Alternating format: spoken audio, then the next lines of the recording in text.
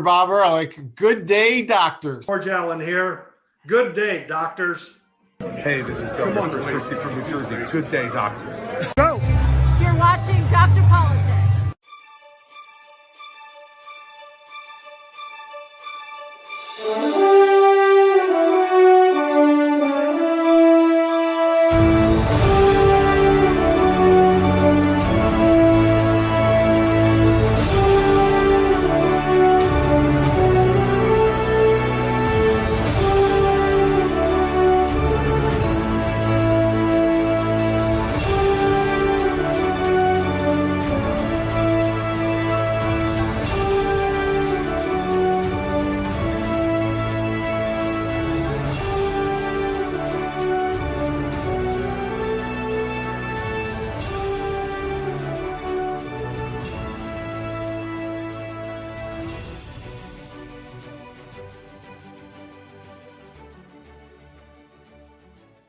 Good Friday, all. It is June 21, and if you're in the Mid-Atlantic, it is hot, hot, hot. It's a hot, hazy days. I think this heat wave is going to be around for next week too. So if you're not visiting this week, you're going to be here next week. The heat wave will still be here for you guys. Crazy week we've had. The state party had their annual red, white, and blue dinner with the great Senator Joni Ernst. Joni, by the way, was very gracious, recorded an opening for us, which we'll be integrating into our new opening, which we'll probably have next week. Sooner or later, that's all the openings will be. Will be all. I know. I'm thinking of asking Larry if he'll do it, but I doubt he'd do it. But I'm going to ask him if he'll do it on Monday. Maybe Ellen Sauerbrey will do one. Oh, she will. She will. Yeah. She'd definitely do that. Maybe Larry Hogan. Nah, just check. So. And what do you call? So Susan says she can't see the comments fields on YouTube. Let me ask her if she's on YouTube. I think she said it. Yeah, this heat. I don't know. Even I don't pay that much attention weather-wise from year to year. In comparison, I'd have to look at the news or look at the internet to see how they compare. But it's like, yeah, it's been hot. As we talked about before the show, I was like, I had an 1,100-mile road trip with my wife this week. From start to finish, and I know it was hotter in Pennsylvania, upstate New York, and Ohio. The part we're in Ohio was near Cleveland than it normally was. I mean, a lot of the stuff we did was kind of outdoor walking tour type of thing like that. Bet you got a lot of your steps in. Didn't get as many steps in as I would have wanted, but it was just stifling. I mean, it's when you get heat and humidity, it's just so oppressive. And this for us was a what I'll call our church history sites tour. So we actually went to specific places where the Latter-day Saint church has got certain historical events in their timeline that have occurred. And so, we met and spoke to several of these missionaries, young and old, that serve in these areas. And when we finished up in Kirtland, Ohio, that's where it was really hot. They were even asking my wife, Susan, you need to sign in. Is it normally this hot? And they're like, we're not from Ohio, we don't know. But I think it was substantially hotter in Ohio than it normally would have been. But I'm kind of glad my wife pushed me out the door for that, because the tourists are going to probably stream in now. I think we got them before all the schools really let out, so we kind of had a sweet spot there. Plus, it might have been hotter later. Might have been hotter. Yeah, but I tell you, we usually have these heat snaps, but they're never usually this early. They're like July, and this one I think might go 10 days of 90 plus, because I don't see any rain in the forecast, right? Yeah, I know. I've been watering. There's a little bit, Yeah. but not much. So one side of it is that my grass probably won't grow very much. The other side of it is it's so hot. I don't want to risk like heat stroke and go to cut the grass. Yeah. Yeah. I tell you, I've been having to water my garden twice a day. You know, I'll go out like at 5 in the morning, turn the sprinklers on. Well, you can Then, spray yourself to help cool you down. It's like yeah, I washed a I got, car the other day in the Mhm. heat, and yeah, that was tough. But I You could know, I spray. am glad that you wash your own car. No, it was not mine. It was actually for a friend of mine, so it was I not know, but mine. it's still good that you washed. Because I tell you, oh wow, Yeah, I thanks, mean that Henry. makes sense. I mean, I think for safety's sake, you got to look at the You, temperature and you everything have back to. to say, what's a safe outdoor activity to have. Mm. I did go running yesterday and the day before. No, not Wednesday. I went in the morning on Wednesday, and I went in the afternoon yesterday. And this morning was back to morning. I think I'm going to do the mornings well because tomorrow's going to be 100. So I think if I do anything, it's going to be a walk in the evening. I don't think I can do 4 miles in this kind of heat. Yeah, I Well, wouldn't do it. I mean, when it's humid, it's hard to breathe. If you're Yeah, running, I you're know. killing yourself. So that becomes another risk. Yeah, We're, but I think I'm used to the humidity. My lungs are probably adjusted because when I go to Florida, I go running there, and there it's way more humid than here. You know, so I'm thinking it's possible that I'm adjusted to the humidity a little bit. So Well, there's a rally tomorrow for our ticket here in Virginia and Spotsylvania County for Hung Cow mhm. and our other congressional candidates. I'm thinking of going. I don't think it should be too bad Well, to be out for we a have little. a Trump rally coming up in Philadelphia. Okay, gotcha. It is. I Let don't me think have a it's look. too bad to be out for a few hours. I think you'll be fine. Yeah. Just have water. Hmm. Well, you know those. I was at the Trump rally in somewhere out in the hills of Northern Virginia. I think Reston, Mhm.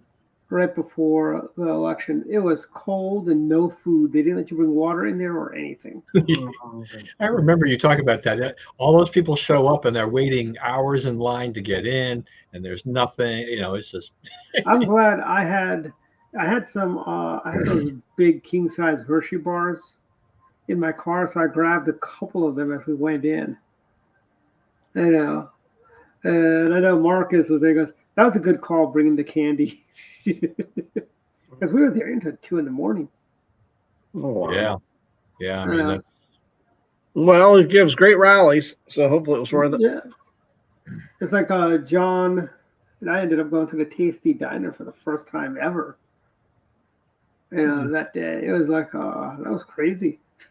You know, but Diana Wyrick was there. By the way, she was at another part. We were all the way up front because Senator Dick Black got us up front. I think Diana was in the middle somewhere Okay, good. because we were, and with everyone with their cell phones there, it would overload the cell tower, so it was hard to communicate. All right, yeah. Yeah, Well, and he was late. He was late getting to Virginia. Okay. Well, he has a golf course right down the road from me, and Yeah, he's I think, I local. think I think that was also part of. I mean, that was not out of pattern for him. Is that the people would wait hours in line to go see him at a rally, and then it would start late because he didn't get there in time for whatever reason. I think that happened numerous times. Oh, when we got there, he was just landing in Pittsburgh. Hmm. Yeah, and he was supposed to. I think he was supposed to be in Northern Virginia, like in Virginia, around 11:30.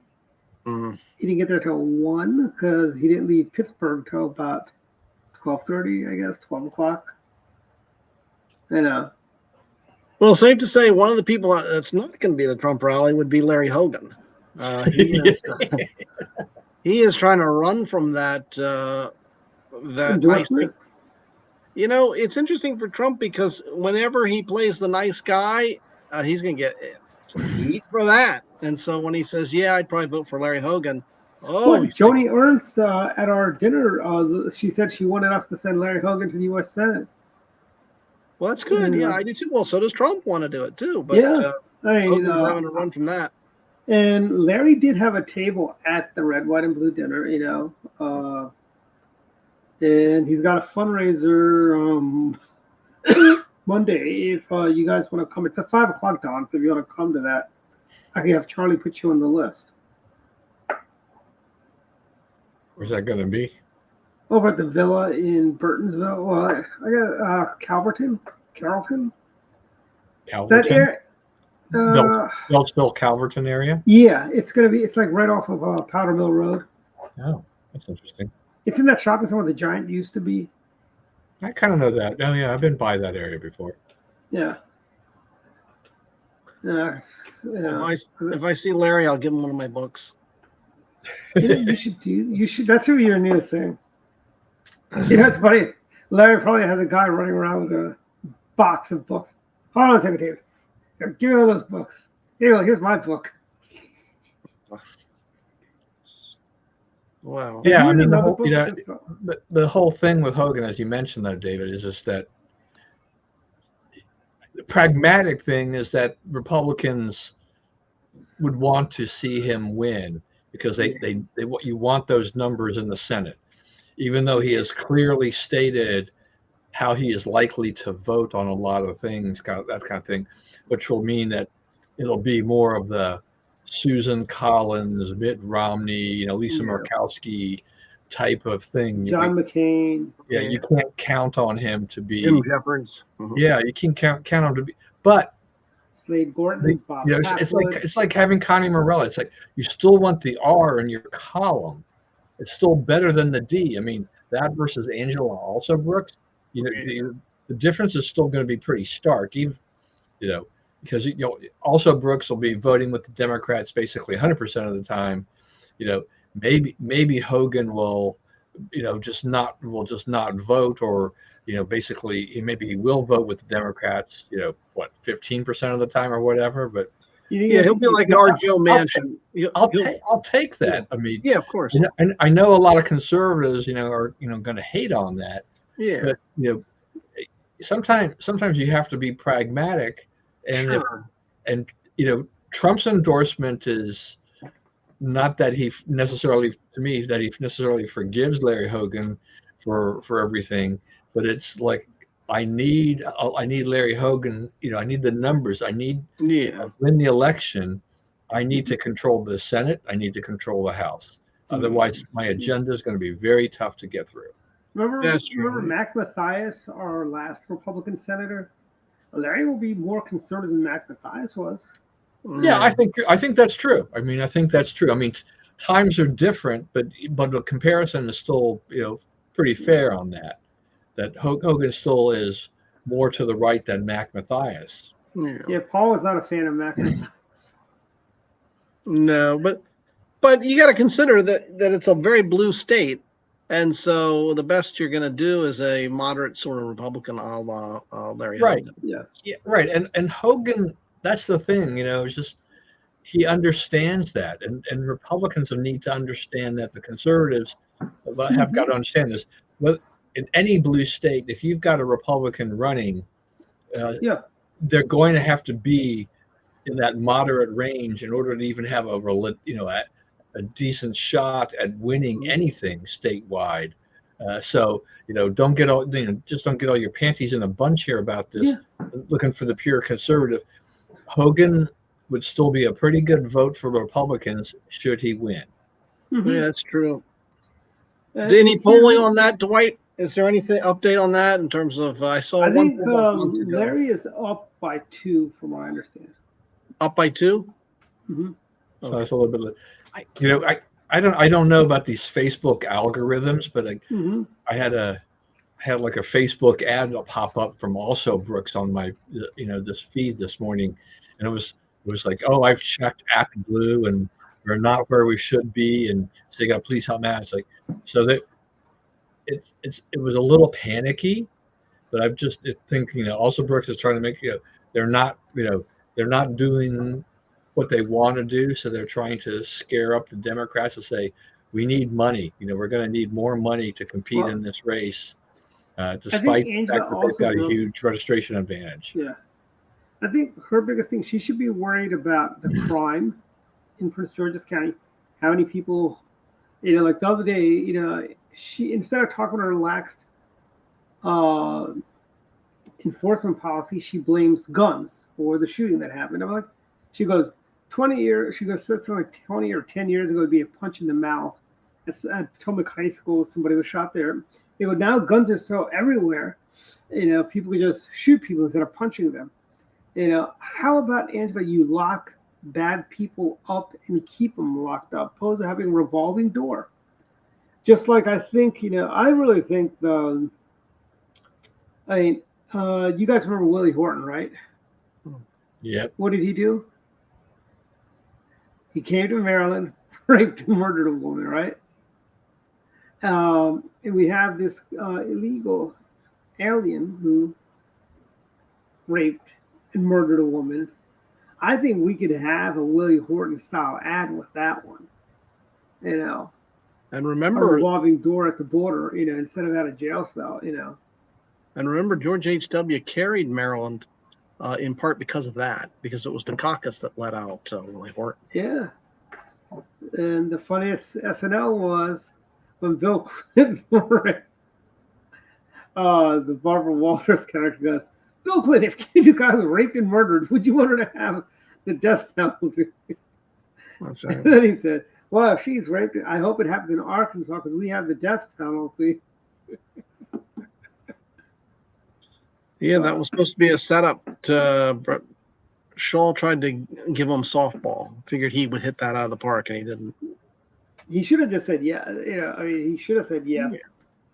But there was nothing wrong with the Horton ad because it was just pointing out a fact. Yeah, furloughs. And Westmore is about to furlough a bunch of people by pardoning these drug offenders. And I am just not hip with the times, I guess. I don't think legalizing pot's a good thing. I go running, I smell it. I'm driving on the Beltway, I smell it. I go to get coffee by Goddard, I smell it. So it's like ridiculous how bad it is. And they need to stop doing that, frankly, I think. It's getting too much, per se. If you can smell it on the Beltway, that must mean you're stuck in traffic. No. I mean, this looks. I smell like sometimes, like when it's moving. But by the way, what is with the Beltway? I went to a meeting over at Goddard today around 11 o'clock. You'd think I'd be able to get to the Parkway without any traffic? No, I had to jump off of Kenilworth Avenue. And it's like, I don't know what it is. Once you pass 95 and get around to IKEA, seems like all the slow drivers just jump on, and they impede the flow of traffic. There are just these bottlenecks. It's if you're on 495, just where 270 hits 495, and up until Georgia Avenue, maybe a little bit past that. Yeah, it can be pretty slow. Yeah. I mean, part of the issue with the Beltway too is that it's a windy. That S curve there, yeah. The S curves are they're bad. They can also be very deadly. But I noticed that too. I mean, if I'm going out to Suitland or Annapolis, sometimes you just hit those points right around College Park area, right? Mm-hmm. It's just like, what is with this traffic? And it's not just traffic used to be a Monday through Friday thing. Saturday, Sunday, traffic everywhere. Yeah. Saturday, if I want to jump on the Beltway and go anywhere, I got to think twice. If I'm going over to McLean, I get bottlenecks around River between Georgetown and River. I'll get some bottlenecks there. Because you got some idiot on that little curve who the guy drives way too slow because he thinks he's going to flip his Toyota Corolla, and then you have congestion by the bridge. Then you go into Virginia. There's construction everywhere there in Virginia, you know. And now I think aren't they? Isn't MDOT starting some road work soon on River Road this week or next week? They could be. You know, there's some utility work. the road trip I had as we go into Pennsylvania. So you know, the late great Mal Klein was from Pennsylvania, and he my previous road trips with us to Harrisburg or another places. Yeah. Well, Route 15 is an easy way to go, and there usually isn't too much traffic there. But you know, whether or not you're there or you get to the Pennsylvania Turnpike, you know, he always would say, you know, and it's just that, you know, the unions have such control in Pennsylvania that it's a constant thing. He says there's been road work throughout Pennsylvania for as long as he could remember. You know, and we drive through Pennsylvania this week, and it's the same thing. We hit these pockets where there's road work or supposed to be road work. Sometimes you have road work and you don't see anybody, right? They block off a lane and like, so where are the workers? You know, that type of thing. But we saw much more of that in Pennsylvania than we did, say, in Ohio. But I think one of them, someplace, you know, I guess it was when we were coming back through West Virginia, we had one of those big Biden signs, you know, where it's, you know, the infrastructure. They were repairing the Ladies and gentlemen, the state tree of Pennsylvania. Yeah. That is their state tree.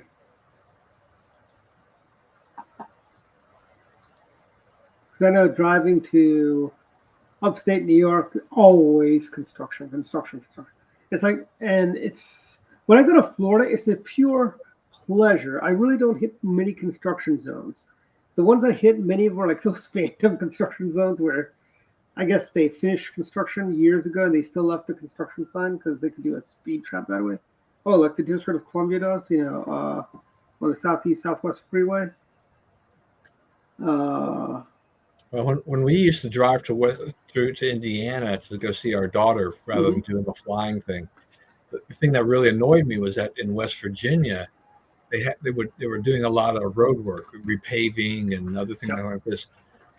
But you know, a lot of it is on the more mountainous portions of it. So like, the last thing I want to do is be reduced to to one lane going up or going down, or 3/4 of a lane going up or going down. Yeah, it's just like, it's so annoying, and it's like it just makes you say, I don't want to ever drive again.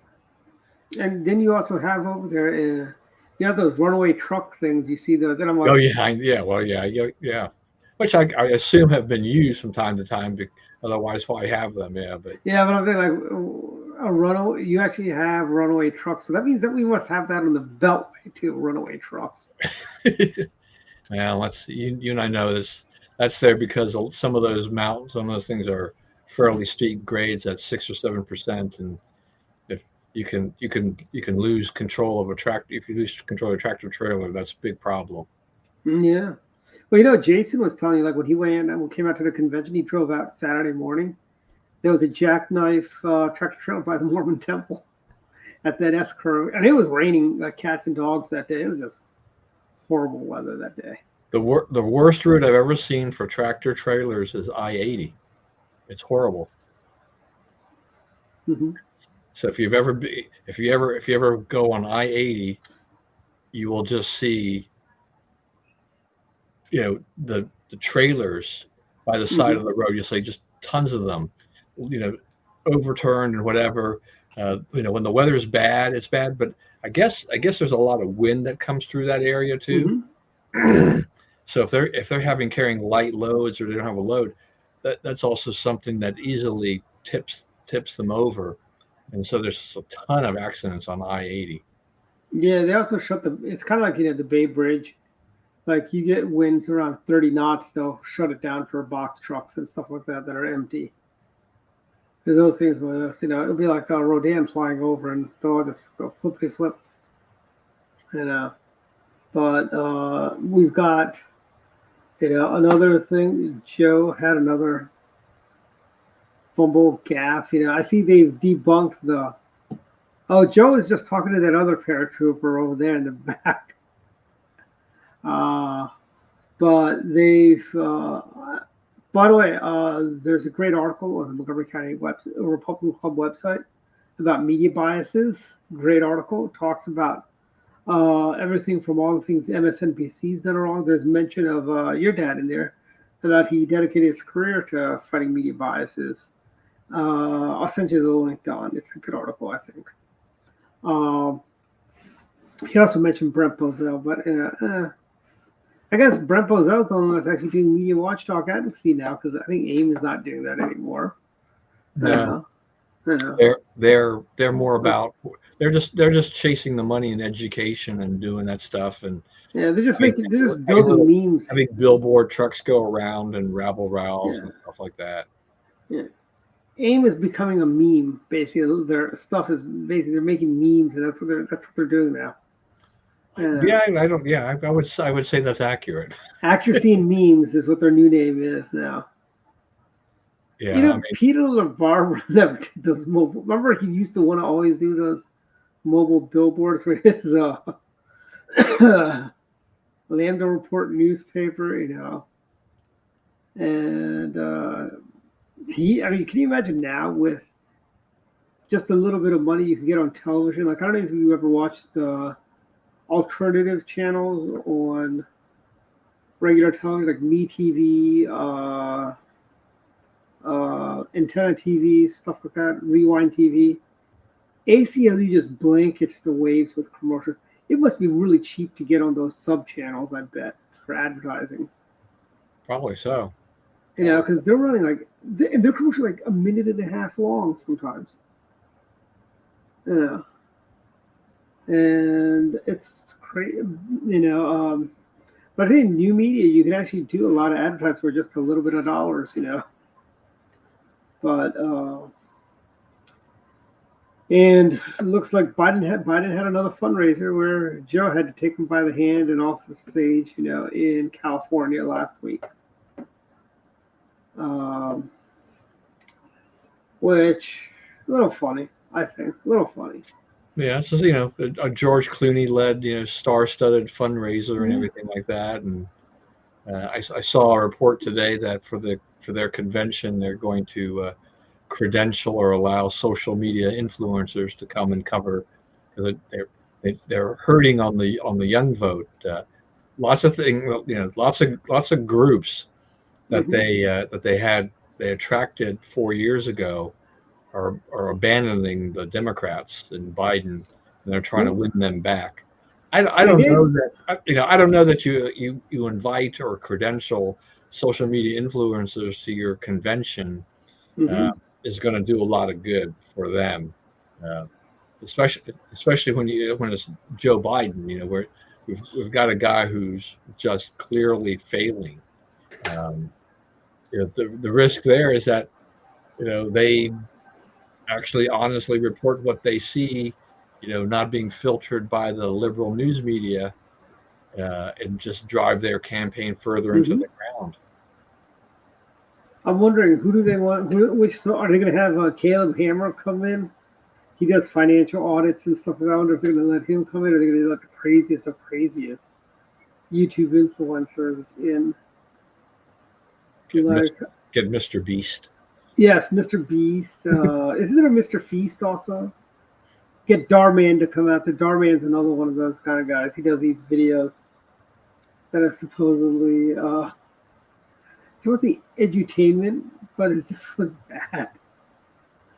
And then maybe you have the internet atheist there too. It sounds like that's like the crowd he'd want to be at, But they wouldn't have they probably would never want to have Caleb Hammer there, because Caleb would probably just criticize them for their spending habits and how they're spending money on dumb things. Yeah, I'm sure they're going to try to vet some of that. Yeah, they're going to, sorry, you're too normal to call. They'll be carefully curated to make sure what's happening there. Yeah, Rich is right on this comment too. This was crazy. I mean, how the car dealerships were basically frozen with this cyber attack. Oh yeah.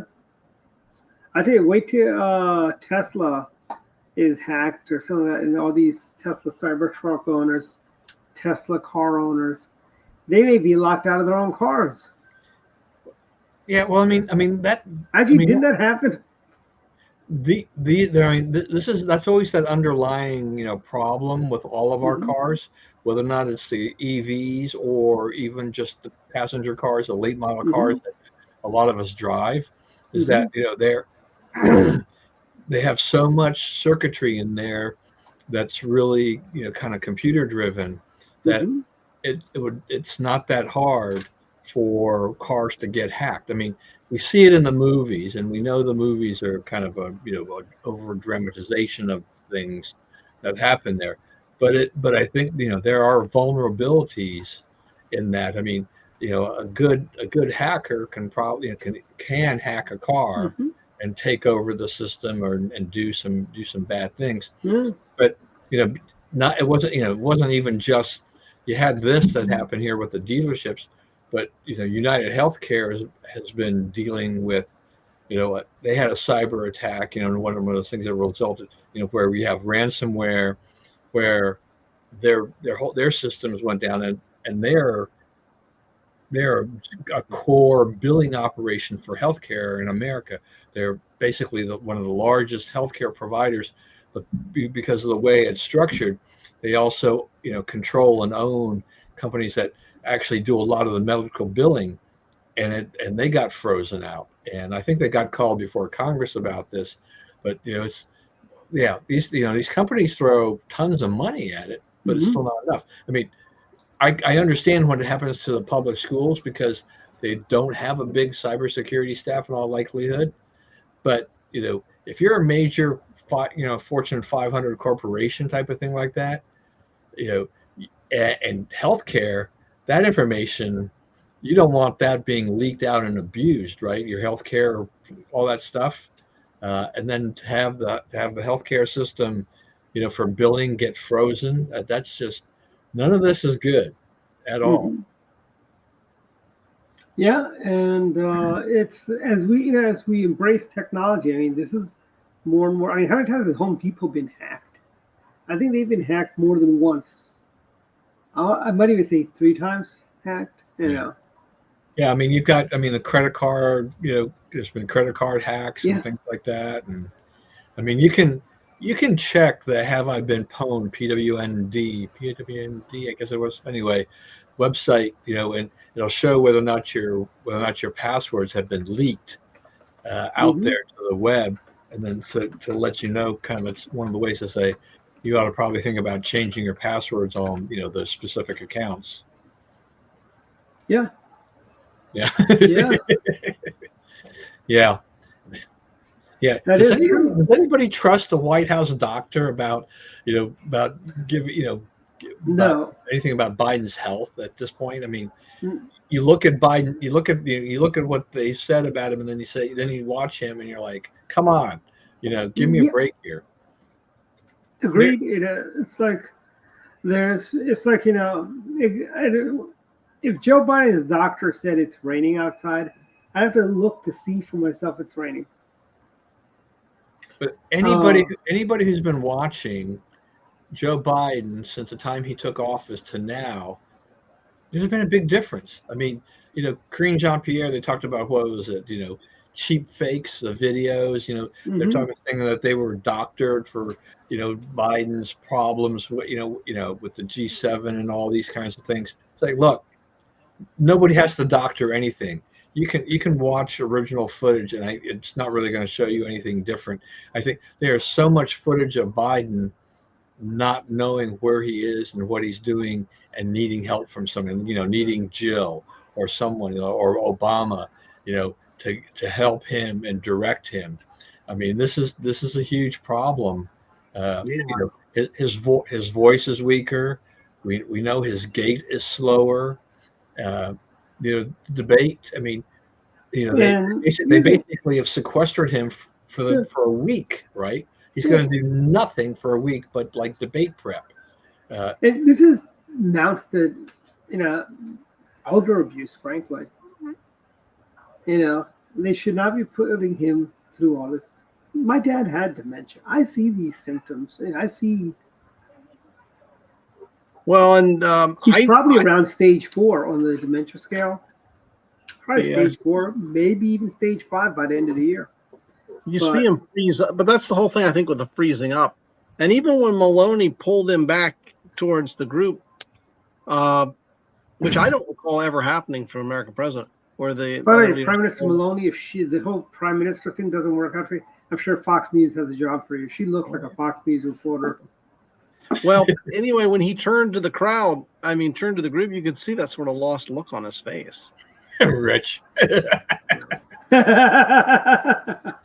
Let's have a cognitive test at the debate for both Yeah. candidates. Yeah, I wonder. Newt Gingrich was suggesting the same. Well, similar. He suggested that Trump ask him questions during the debate. Use that time to ask him questions. But now that Trump is going to go last, do you think CNN is going to cut off his closing statement? Oh, we're out of time, and then blame some intern for. I don't know. I think if they do try to cut his mic early, people are going to notice, though. I don't think they can get away Yeah, with it's that. going to be simulcast on Fox too. So Yeah, so I think they're going to notice it. But look, as Don said, that I think Biden will do fine in the debates. Fox got better ratings from the debate than CNN does. They'll More just people rest tune him in. for a week. They'll pump him up with something, and they probably figure for 90 minutes he still probably can do fine. So maybe that's true. I don't know. And Yeah, I assume he can't wear a wire or something. I don't know. Right. I mean, it's just. Yeah, he's Remember not they gonna have accused anybody George in his W. ear Bush of and having say, a wire? yeah, he's got to go on his own, and that's a high risk for them. But on the other hand, we're at a point here where we're what is it now 136 days left to the election. People's opinions about who they're going to vote for, there's that core, they're locked in. Mhm. They're not. They already know. The Trump people are going to vote for Trump, the hardcore, and the hardcore Biden are for Biden. Now you've got a bunch of people that maybe still are trying to be undecided. But is the debate going to swing it that much? I don't know that the debates. I don't think debates really swing people. I don't think so either. I don't know that it does. Because I have swing a seen lot. dishonest Democrats. I remember. I want to say either it was. I think it was McCain Obama. This woman goes, "Well, I'm a Democrat. I was going to vote for John McCain, but after I saw him on the debate stage, I'm voting for." No, you weren't. You were never going to vote for John McCain. Yeah. It's like these people. It's like all the liberals in 2000 were like, "Oh, I feel John McCain's a Republican. I can feel safe voting for him." You weren't going to vote. You're not going to vote for him in November. You're going to vote for Al Gore. But I do think that the debates are still the best and probably last opportunity to really make a difference in the race, I think. And I thought Biden did fine last time. Trump, for me, I like him. I'll vote for him, but I don't think he's I think debating is his weak thing. So hopefully he studied from last time, and this time he won't make the same mistakes. Well, I think the rules this time help Trump, right? Yeah, I think so too. Because they're going to cut the mics, Yeah, and stuff like that. So Trump's numerous interruptions, he won't be able to do that. Yeah, And so that'll be better. He's forced. He won't be able to do anything about that. So that'll make him look better. I think in the end, what the debates do is basically reassure the base of the candidates that they've got the right person, right? And not a whole lot more. Now, and one of the things too is that will these debates actually talk about anything substantial?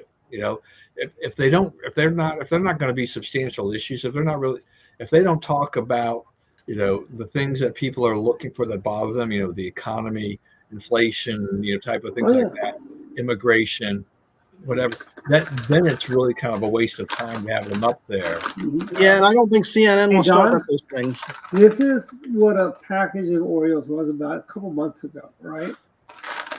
The new pack you'll see in the store are this size, only this big, baby. Taking out a whole row of Oreos. Shrinkflation is real, my friends. I actually didn't get a chance to get over to the store to buy the newer packages to show the difference in size. And the price is higher, by the way, too. I mean, if you think about it, McCain's Elio's Pizza is now $5.29. Paul Newman's pizza is almost like $16.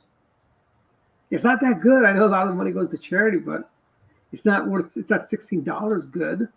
Or I have to cook it myself, So really the only things that have not been affected by shrinkflation are the Costco hot dog and soda deal and their rotisserie chicken. And their pizzas, and then Sam's Club lowered their price of hot dog and soda to $1.38 to try to gain an advantage over Costco.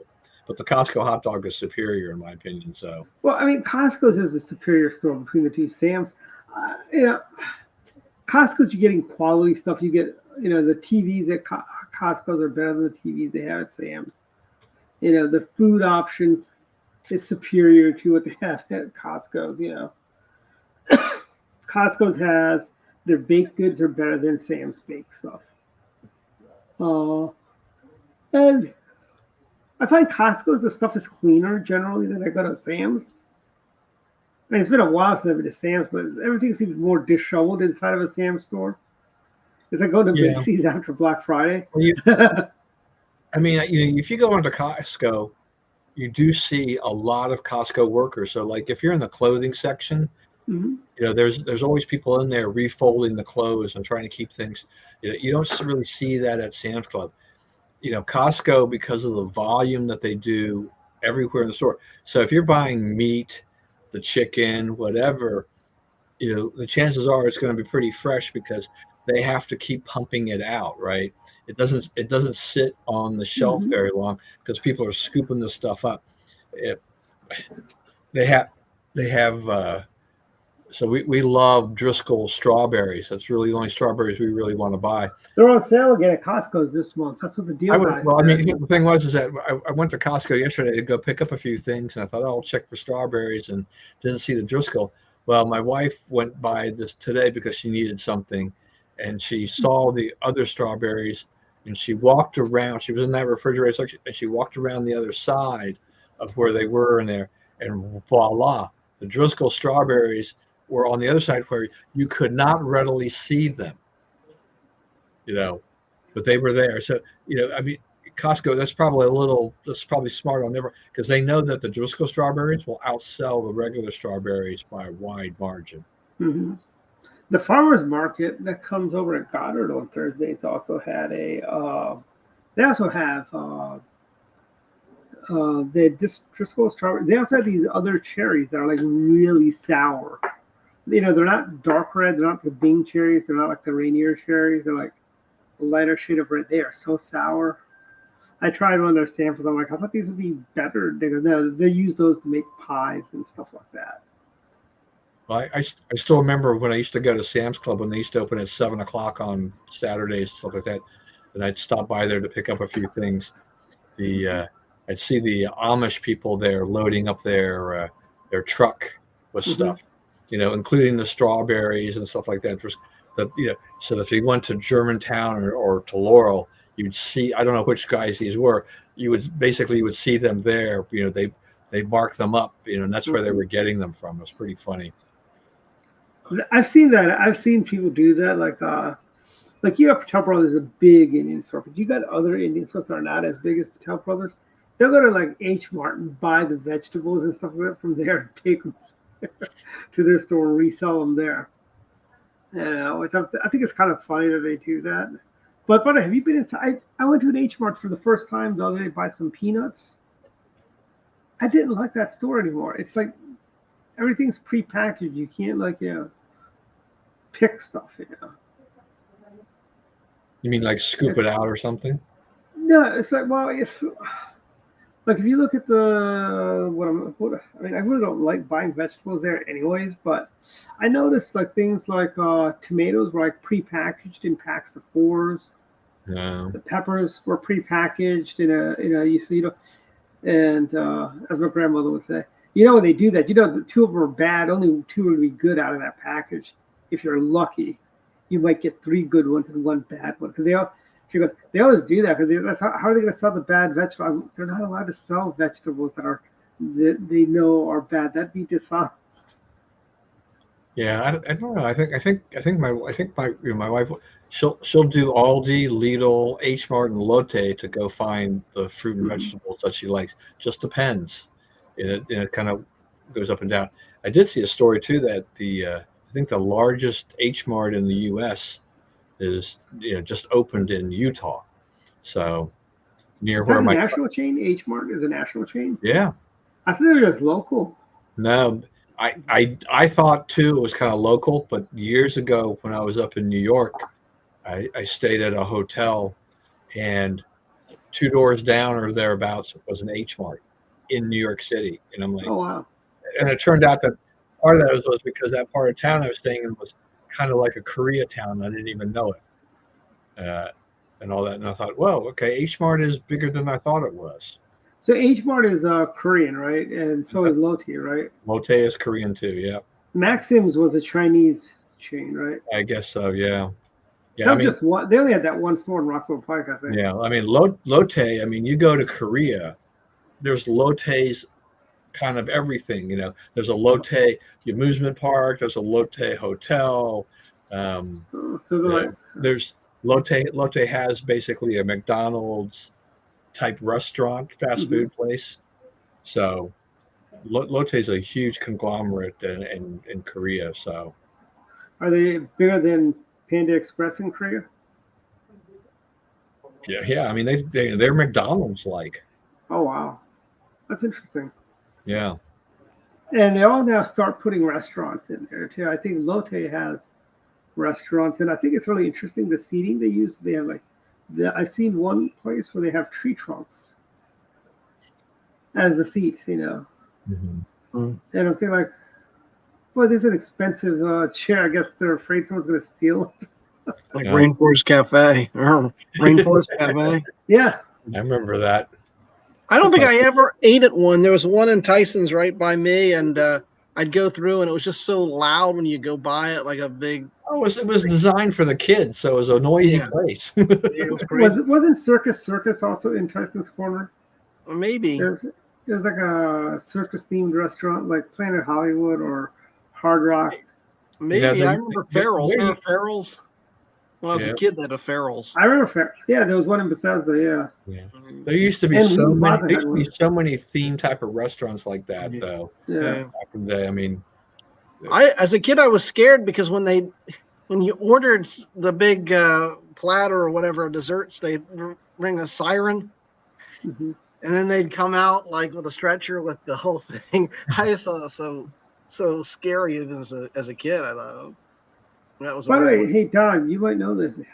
Is Chevy's gone now? Because I know the Chevy's by Goddard is closed. Yeah, well, they used to have one up in Gaithersburg on Clopper. Yeah, that's gone too. It's been gone. Yeah, that's a Buffalo Wild Wings. Been that way for years. Yeah, I think there's Chevy's. There's one in Fairfax, I believe. By Pentagon City Mall. Oh, I thought there's one I know by Pentagon City Mall. Yeah, I remember that one. I don't know if that's still there, but the other thing about these restaurants is they go through their peaks and then they come and they go. It's an interesting business because remember, TGI Fridays was restaurants are big for a time and then they're just almost gone overnight. Remember Famous Dave's? I used to love Famous Dave's, and it had its period, and then zoop. And do you, Famous Dave is gone? I don't think they're gone, but it's not like they once were. Remember, there was a Famous Dave's. There was one out here in Kentlands, and that closed years ago. So, I mean, I think it's still around, but like a lot of others, their footprint is right. I mean, we'll look at Boston Chicken. It was hot for a long time, right? I remember. Yeah, Einstein Bagels. Yep, that's right. Yeah, they were good for a long time. They had actually really good potato bagels at Einstein Bagels, But Boston Market was really good. I'm kind of surprised that they went out. But the best bagel place, Cozy's, and now they're gone. They used to have square bagels. And I swear they taste better because they are square. And I used to, and this is back when I was like around 350, I could eat 4 of those Cozy bagels with cream cheese. Actually, I'd get 2, but sometimes I go back and get another 2. cream cheese, fresh mozzarella, onions, and I could put 4. Now I can barely eat half a bagel today. And bagels have shrunk in size, Well, yeah, Like Dwight. That'd be like the donuts. Yeah, donuts have shrunk too. But Yeah. I think the Safeway donuts and bagels are still traditional size. Well, Dwight, you inspired me because when you told me when I was in Maryland that you'd lost Yeah. that weight by running, last couple nights I've been running. I haven't been running much because I'm fat and out of shape, but I did a little bit of running. How far are you going? About a mile or two? Yeah, I don't think it would have been quite that much, but I was sprinting. I was sprinting pretty fast, but it was not. It wouldn't be a mile or two. It wouldn't be. Also, there's no shame in running. And then, like when I first started running, I went from power walk to running, and I would run maybe 0.2 of a mile, 0.20, and I'd stop. Then I'd go. Yeah. And then it's for a couple of days. Then I'd go a quarter of a mile without stopping. Then I'd go a half a mile. Then I'll go. Now I'm at a point where I can go a mile. Actually, every now and then in the mornings, I can go 3 miles without stopping. Oh, that's amazing. Yeah, I couldn't do that. I And don't think I could do that. I'd have to stop and walk for a while, for like 2/3 of it or so. no, I do like if normally I stop at every mile when I run, and I'll stop for like 2 minutes, and I'll get my heart rate down. Then I'll start running again. Yeah, I think the only way I can complete a marathon is with the use of a taxi cab. And that's what George Jefferson did. With the aid of a taxi cab, yeah. That might have been a Costanza thing, Yeah. What helps keep me motivated to do things is just wearing a fitness tracker, right? So I mean, I wore a Fitbit for a lot of years, and now I use mainly the Apple Watch. Mm-hmm. But because it tracks so much stuff, so you get a chance to see kind of like what your metrics are. Yeah, but I tell you, this one right here, Don, I'm not sure if it's because of the watch, but I tell you, my wrist starts to hurt if I wear it all day long. Are you using I'm running Ultra this now? Yeah, it's an ultra, yeah. And since I run, I know where the mile markers are now, because I've been doing it for so long. Sometimes I will not wear the watch. Like this morning, I forgot to put the watch on when I went out. By the way, those sleep apps, I don't think they're that accurate. I've been looking at the sleep apps for the last couple of months that I've been using kind of closely. I'm like, it tells you I had a lot of restless sleep when I know I feel really well and rested when I wake up. Or it says I had no REM sleep, and I do remember, because REM sleep is when you dream, right? Or is that deep sleep when you dream? Yeah. But I had, whatever that sleep app that Jeff recommended. I use that. I use that. I mean, it's hard when you're just wearing something on your wrist and you're not hooked up to a lot of devices when they do sleep study type of thing like that. But I think it gives you kind of a snapshot of how you're doing, and I know that like when I travel, my sleep is probably worse, for various reasons, particularly if I'm with my wife, because I think it's picking up extra stuff, sounds and whatever. Yeah. So it's not giving an accurate picture of my sleep, versus things, But in general, I mean, I look at it and say, yeah, I mean, I can kind of see where that pattern probably makes some sense. Yeah, I mean, I find this like, I feel like basically I can't seem to get past the 6.5 hour, 7 hour sleep. I can't get past 7. And I really need I think I should talk to Chris about it, because he evidently can sleep 12, 14 hours a day without any problems, Yeah, I mean, I'll go to bed tonight, but I will, if I get to bed, say by 9 o'clock tonight, I'm still going to be awake, by probably 4 o'clock tomorrow. Yeah. It's just going to happen. I can't do it. I just can't push myself to sleep much beyond that. It's like, with me, it's like, every second after 10, it's borrowed time. It's just a matter it's just a matter of time before I fall asleep. It's not, if I'm going to fall, it's just, and might be sometimes 10:15, sometimes 10:10, 10:01, 9:55, 9:45. Like yesterday, I fell asleep at 9:45. Did you ever hear? Yeah. And I don't know if this is an old wives' tale, but the thought that every hour you're asleep before midnight's worth 2 hours. And I don't know if my father used to tell me that, but that may have been because he wanted me to sleep earlier. That's probably what it was. I've heard that. That's supposed to be. I've never heard that before, but that would make my sleep a lot better in terms of the number of hours I'm getting. But John, you remember our old producer Bats? He was always about, early to bed, early to rise, makes you healthy, wealthy, and as you know, he said healthy, not wealthy yet, and wise. It was Ben Franklin. Yeah, that's right. Yeah. Well, I'm a night owl. I have a real problem with that. I had a job where I had to work basically late, and it would kick off it was like a night shift, but it would kick off my sleep, and I never really recovered from that. And then at NET, I had to get up at like 5 a.m, and I never really recovered from that. That was I did, but that wasn't early. That was tougher for me. Yes, it is very good, Rich. Cheesecake Factory is really good. Yeah, it's good. But hey, Buca di Beppo is closing Sunday. What is? Buca di Beppo? It's Italian. The one that we have out here in Gaithersburg is closing. Their lease expired, and that strip will be redeveloped once the other leases go up, I guess. Yeah, I don't like that. They put up. They're gonna put up like offices or townhomes or condos. Yeah. And Cheesecake Factory is good. It is very good, Rich. I like the great American restaurants like Sweetwater Tavern. Artie's is good. I don't know if you've tried Artie's. Coastal Flats. That's a whole. I tell you the worst restaurant, Huddle House. I don't know that. Let me tell you, there was one by Goddard. Bats and I went there for lunch, right? So we're there. It's funny.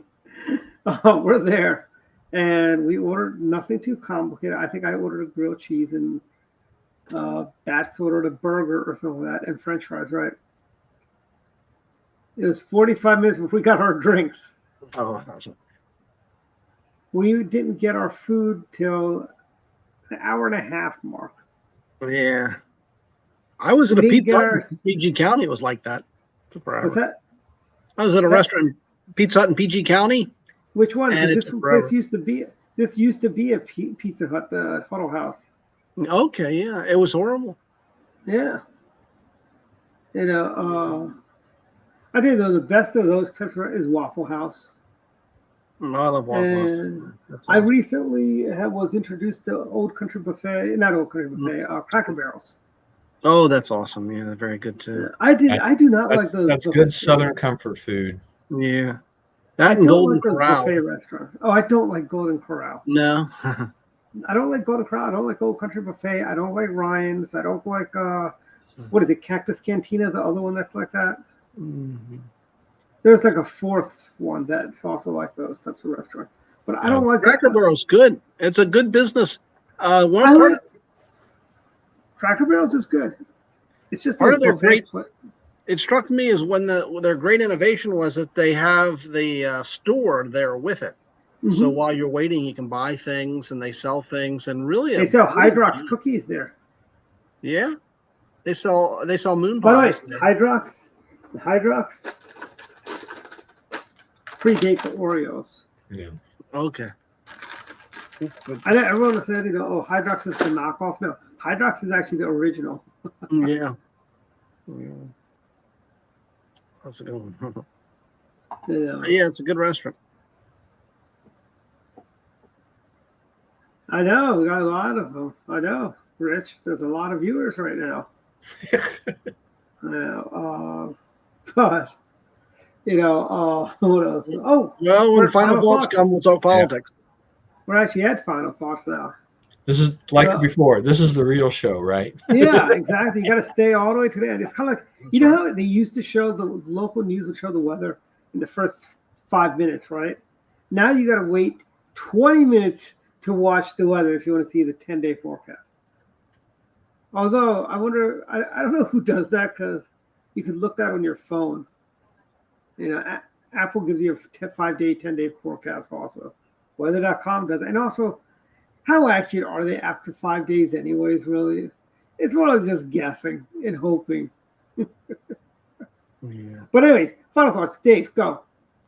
Well, politically, I was shocked when I heard Cringe Jean-Pierre said of the deepfake videos. She said she was explaining to people and used the words "what you see here," and I just thought it was very Orwellian for the government official to tell you what you see here.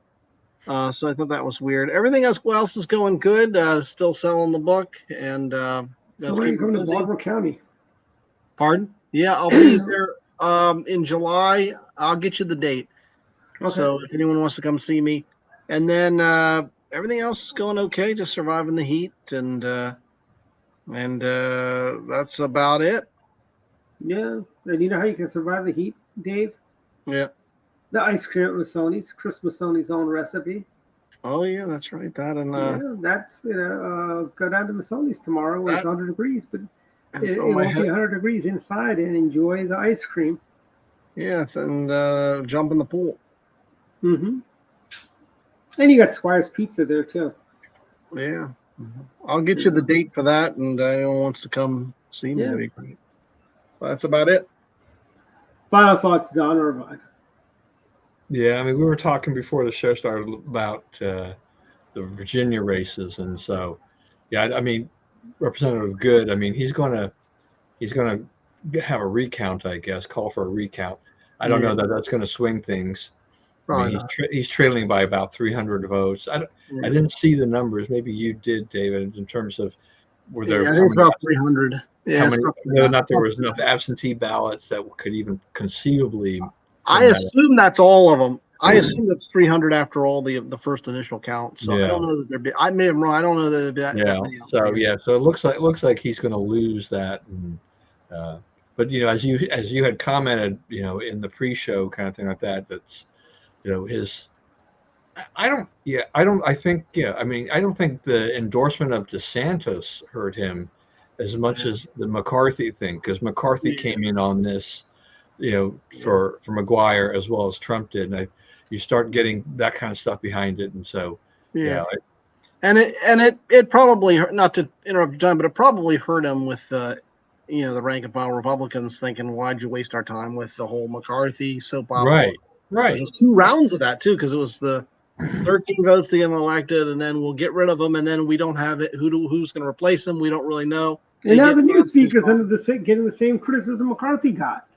Right, exactly. So I mean, what was the point? So and we knew that. That was the thing. It's just that you could see that anybody with any common sense, in my opinion, could see that. It's like exactly what was the agenda here. They didn't have anybody that was the natural successor to McCarthy, and the things they were criticizing McCarthy for, the next speaker was going to face the same challenges of trying to navigate, and really didn't do anything differently than probably McCarthy would have done, and is now receiving, Johnson's getting the same kind of level of criticism for his moves. It's like, hello, we knew that before, and yet you wasted a lot of time and effort on this.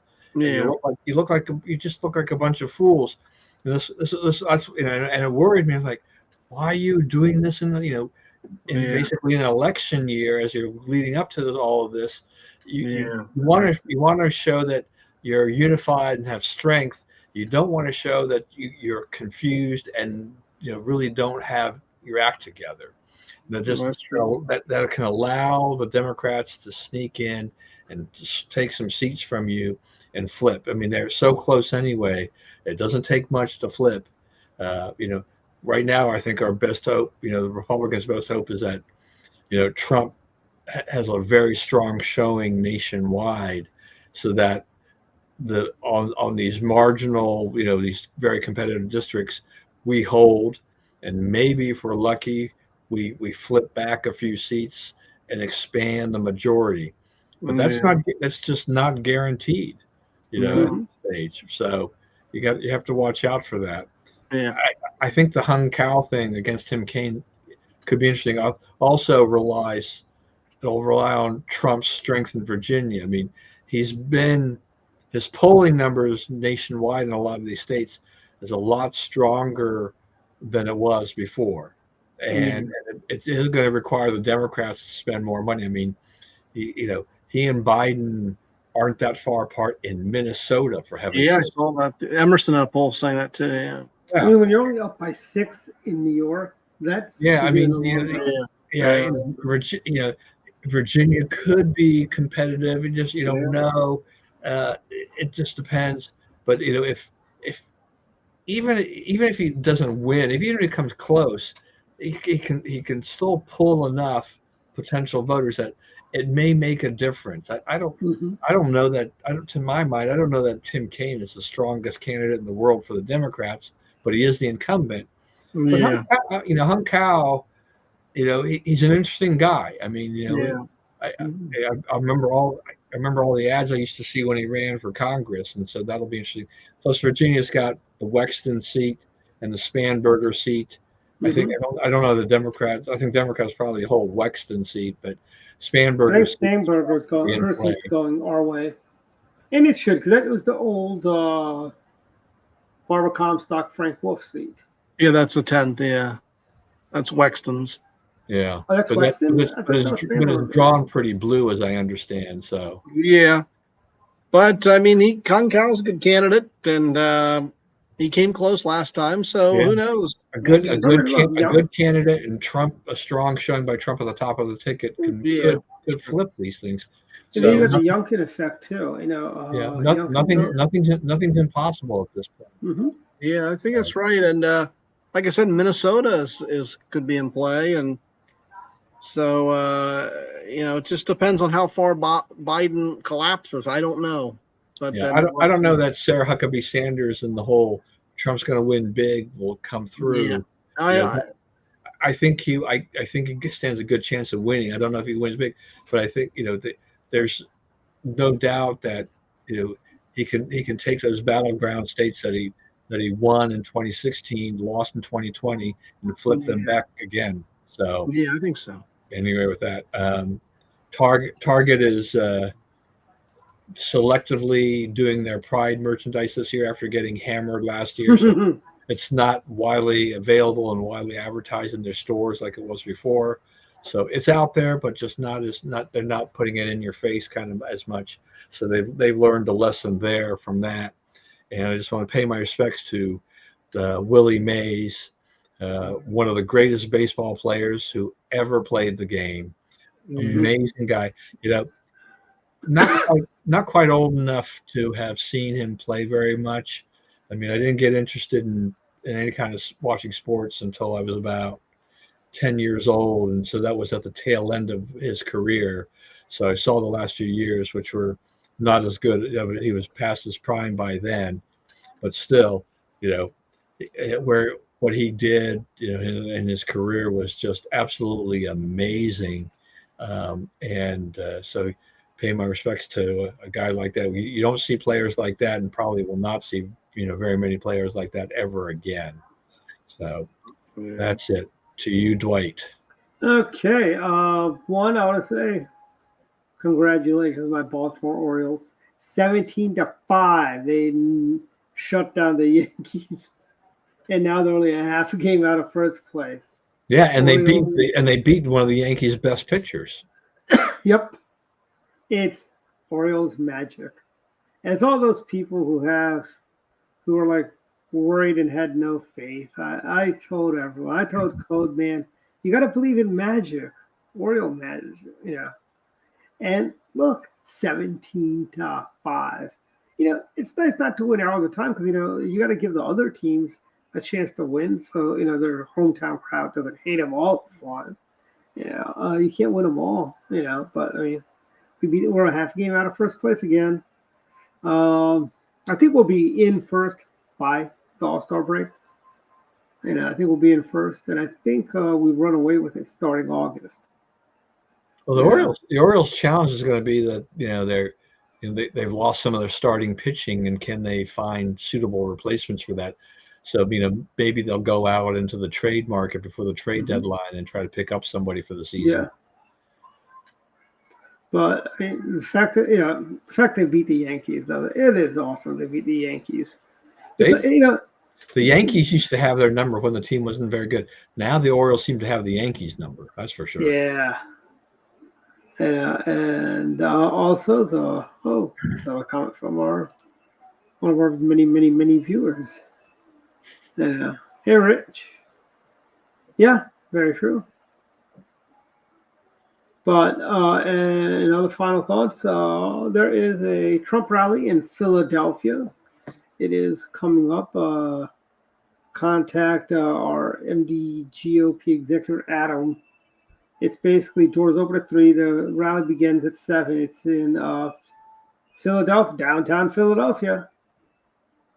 And you can go to check your emails. Adam sent out an email, but you can go register for tickets there. So it's in Philadelphia, and it's not that far of a drive. It's only 90 minutes away. Maybe a little more, but about 90, So sign up for that. Also, congratulations to everyone who worked so hard on the red, white, and blue dinner. It was a great dinner. Full packed house with Senator Joni Ernst there. And it was a great event. And Joni Ernst, class act, she promoted why it's so important to get Larry Hogan elected to the U.S. Senate. Also, Monday night, come out and see Larry Hogan at the Villa in Calverton or Beltsville. Not sure what that town is called. Might be Carrollton, for all I know. But there's a Calverton. I know there's a Carrollton, and then you got New Carrollton. You also have Calverton, and then you have Beltsville. I don't know what that area is. You call it whatever it is. You know where it is. It's off Powderville Road. Yeah, that's Calverton, Beltsville area. Yeah. Huh. I thought Carrollton was around there too. Carrollton is up like exit 20 or so. It's the exit before Route 50. Okay, so it's like I thought that was New Carrollton because I know. Well, you have New Carrollton, yeah, that's all up in that area. So okay. Yeah, that's like it's those exits. Actually, as I've said before, every time I'm on the Beltway, every mile I go after Route 50, I feel less and less safe, frankly, until I get into Alexandria. But with that all said, we'll see everyone next week. Good night. Stay cool.